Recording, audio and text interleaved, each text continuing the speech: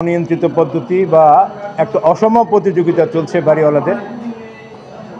এই ভাড়াটিয়া যারা আছেন, নিগৃহীত নিপীড়িত মানুষ, তাদের পক্ষে আজকে আমরা একটি রুল পেয়েছি।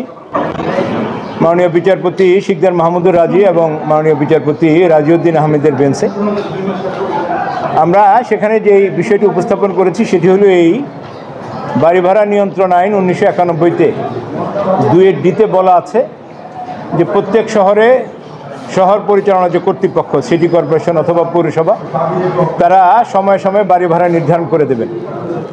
বাড়ির মান, বাড়ির স্ট্যান্ডার্ড, বাড়ির আয়তন, সংযোগ রাস্তা, অন্যান্য ফ্যাসিলিটিস বিবেচনা করে বাড়ি ভাড়া নির্ধারণ করে দেখবেন।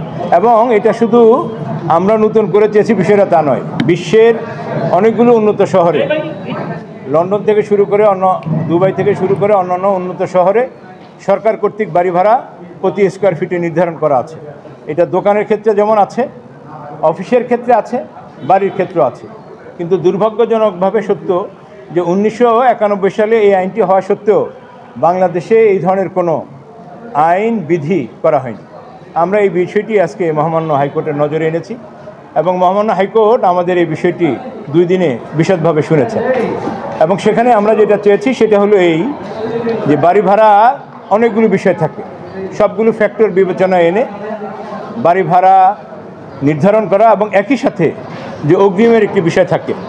আমরা সেখানে এটাও বলেছি যে দোকান এবং ব্যবসা প্রতিষ্ঠানের ক্ষেত্রে সর্বোচ্চ 3 মাসের অগ্রিম নেওয়ার জন্য একটি নির্দেশনা চেয়েছি। আর বাড়ির ক্ষেত্রে কোনো প্রকার অগ্রিম ছাড়া অথবা সর্বোচ্চ 1 মাসের অগ্রিম বাড়ি ভাড়া নিয়ে বাড়ি ভাড়া নির্ধারণ করার জন্য আমরা একটা প্রে করেছি। মহামান্য আদালত শুনেছেন। একইভাবে অ্যাটর্নি জেনারেল অফিস এই শুনানিতে পার্টিসিপেট করেছেন। উভয় পক্ষকে শুনে 4 সপ্তাহের জন্য কেন বাড়ি ভাড়া নিয়ন্ত্রণ আইন 1991-এর 2-D এক্সিকিউশন করা হবে না এবং আইন অনুসারে প্রত্যেক শহরে ইনক্লুডিং ঢাকা সিটি কর্পোরেশনকে উত্তর এবং দক্ষিণকে আলাদাভাবে নির্দেশনা দিয়েছেন যে সময় উপযোগী অবস্থান, আয়তন, রাস্তা এবং অন্যান্য ইউটিলিটি ফ্যাসিলিটিস বিবেচনা করে বাড়ি ভাড়া নির্ধারণ করে 4 সপ্তাহের মধ্যে রুলের জবাব দেওয়ার জন্য একটি আদেশ আজকে জারি করেছে। হ্যাঁ, রিট করেছেন, রিটকারী হচ্ছেন জনাব ইমতিয়াজ আহমেদ। তিনি একজন সচেতন নাগরিক।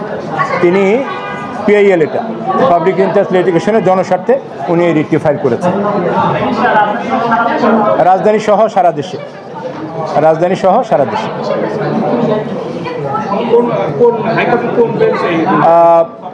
হাইকোর্টের 34 মাননীয় বিচারপতি শিকদার মাহমুদুর রাজি এবং মাননীয় বিচারপতি রাজিউদ্দিন আহমেদ। জি, আমার মনে যিনি পিটিশনার, আপনার যদি একটু তাকে 1 মিনিট শোনেন, একটু 1 মিনিট শোনেন। জি, ধন্যবাদ। আমি ইমতিয়াজ উদ্দিন, একজন সচেতন নাগরিক হিসেবে আমি বাড়ি ভাড়া নিয়ে রিড করেছি। তো এখানে বাড়ি ভাড়া রিড করার জন্য আমি যে পয়েন্টগুলো উল্লেখ করেছিলাম সেটা হচ্ছে কি, প্রতিটা এলাকায় যেন ভাড়ার তালিকা তৈরি করা হয়। আর সেই ভাড়ার তালিকা বলতে কি শুধু আবাসিক তা না, সেটা যেন দোকানপাট এবং ব্যবসা প্রতিষ্ঠানের জন্য যেন আলাদা আলাদাভাবে তালিকা থাকে। আর 2 নম্বর হচ্ছে কি, প্রতি 4 বছর অন্তর অন্তর যেন ভাড়া বাড়ানো যায়, এর আগে যেন না বাড়ানোর কোনো অপশন রাখে। যেমন 2025 সালে কিন্তু ভাড়া বাড়ানো হয়েছে, তো পরবর্তী যেন 29 সাল এর আগে যেন কেউ ভাড়া বাড়াতে না পারে। অর্থাৎ প্রতি 4 বছর পর একসাথে সবাই বাড়াবে, প্রতি বছর যার মতো করে না। এরপর হচ্ছে কি অ্যাডভান্স, সেটা ছাত্র বললো। এরপর হচ্ছে কি আরেকটা বড় পয়েন্ট, সেটা হচ্ছে কি আমরা যারা ভাড়াটিয়া তারা কিন্তু আমরা ভাড়া ঢোকার সময় বিভিন্ন রকমের যে ফার্নিচার কিংবা বিভিন্ন কল টল, বিভিন্ন রকম বেসিন, এগুলো কিন্তু আসলে আমাদেরকে করতে হয়। একটু নষ্ট হলে আমাদেরকে কিন্তু সেটা নতুন করে কিনে দিতে হয়। কিন্তু এটা কেন, আমরা তো সব কিছুই ভাড়া দিই, তাই না? তো এটাকে আসলে বাড়িওয়ালারা কিন্তু এটাকে মেনটেন করতে হবে। যদি এটা একটা নির্দিষ্ট টাইম থাকবে, এর আগে যদি আমাদের দ্বারা নষ্ট হয় তাহলে এটা আমরা দিব।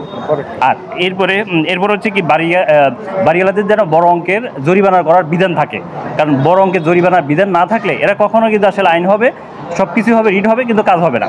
আর সর্বশেষ হচ্ছে কি, সরকার যেন প্রতিটা এলাকায় কর্মজীবী হোস্টেল তৈরি করে, কারণ এই হোস্টেল যদি প্রচুর পরিমাণে হোস্টেল তৈরি করা হয় তাহলে কিন্তু বাড়ি ভাড়ার উপর অনেকটা চাপ পড়ে যায়। তো আমার বিশ্বাস সরকার যেন এটা সুদৃষ্টি দেয়। ধন্যবাদ। আপনাদের সকলকে ধন্যবাদ।